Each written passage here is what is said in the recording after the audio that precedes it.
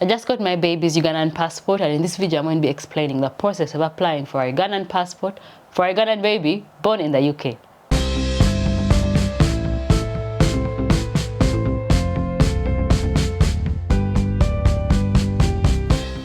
Hi guys, my name is Sissy and I'm a mom of 3, and I've had all my kids in the UK, and I have applied for all 3 of them for Ugandan passports.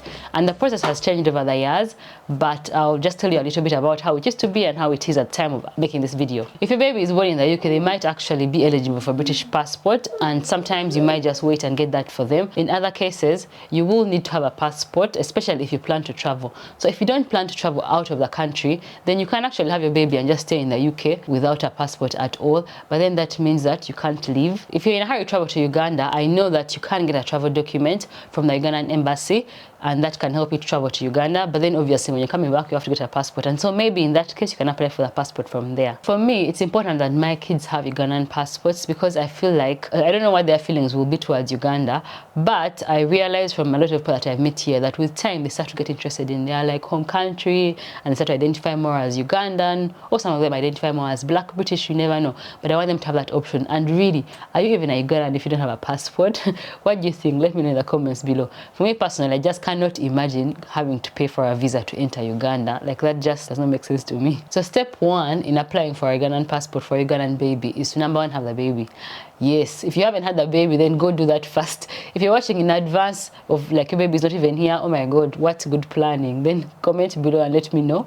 Step 2 is to apply for a birth certificate. So you get your birth certificate basing on the council in where the baby was born. So this is the hospital, not exactly where you live. So for instance, my 3rd baby was born in London, but I don't live in London. But to get the birth certificate, we have to go to the council where that hospital is. So usually you might have to make an appointment for the date that you have to go and do that. And sometimes, depending on the time you're applying, they might not have appointments very soon. So you want to be looking in advance to see how available are appointments for your council. So you go to the website, fill in all your details, and then they give you an appointment. You go there one day, pay a little bit of money, and then they give you a birth certificate there and then. You don't even have to take the baby. So you can go if you're the mom, or even if you're the dad. If you're married at the time of having the baby, then the dad can go by himself to apply for the birth certificate, and you get it in that day. The next step is to go to the Ugandan website. So that's the Ugandan government website, to apply for the passport. So you have to fill in all the details. They need details for your parents, for you, the parents of the baby, and then they need a lot of information regarding what is your actual home, like village, like the village, the county, the sub-county, all those things. So you have to be having all that information, of all your information in Uganda. You also need a consent letter for the baby. So one of you, the parents, can write a consent letter that you're consenting to this. You also need a recommender, but in our case, we the parents who are the recommenders. So you recommend that you're recommending, you as a Ugandan, you're recommending for your baby to have the passport too. And then you pay and submit. So it's 250,000 Ugandan shillings, which at the time that I was applying, it was £59. And then also you have to add in 10,000 Ugandan shillings for the courier service, because apparently they apply only in Uganda. So you have to pay for the money for them to send your passport back, which is a bit weird. I don't know why they didn't just include that. But anyway, you do that. And then after paying and submitting all your stuff online, you're then going to get something to print out. Then you make an appointment for your biometrics at the Ugandan embassy. So in the UK, the Ugandan embassy is in London, just opposite Trafalgar Square. It's really in a nice central location that's easy to get to. We'll make an appointment on the day that's suitable for you, because you have to take the baby there in person for them to take a passport photo of the baby. There is an option on the website that says for express services, which costs around 400,000 Ugandan shillings, but that is not available if you're applying from abroad, unfortunately. I think this is only available if you're applying for Uganda.